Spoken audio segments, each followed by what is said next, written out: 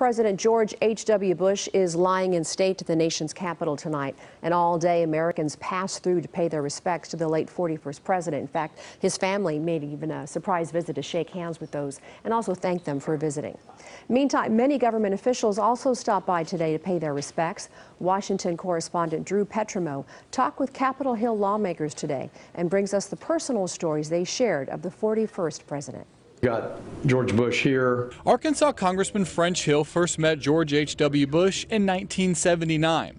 And whether it's eating takeout together when Bush was vice president, With Mrs. Bush and listen to stories sitting around their fireplace, or watching top advisors fall asleep during presidential meetings, kind of prop him up in the meeting. Hill has plenty of stories about the 41st president. But I'd say the number one attribute, friendly, very personable. The Republican congressman served as part of President Bush's economic team in the early 90s. But Democrats like Tennessee Congressman Steve Cohen also sing the praise of President Bush. Gracious, dignified, honest. Tennessee Senator Lamar Alexander served as Bush's Secretary of Education. Gentleman and well prepared.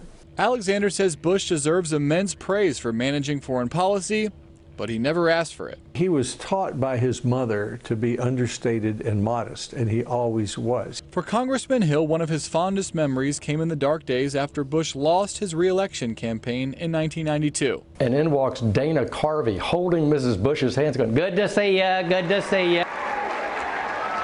Bush invited Carvey to the White House to do his famous impersonation of the president. You got George Herbert Walker Bush.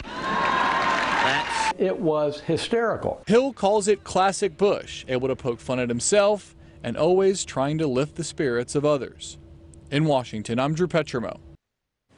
Well, the federal government and a large portion of the country's financial sector will be closed for tomorrow's National Day of Mourning. That includes the U.S. Postal Service, Congress, and stock markets. Many private banks, though, will remain open.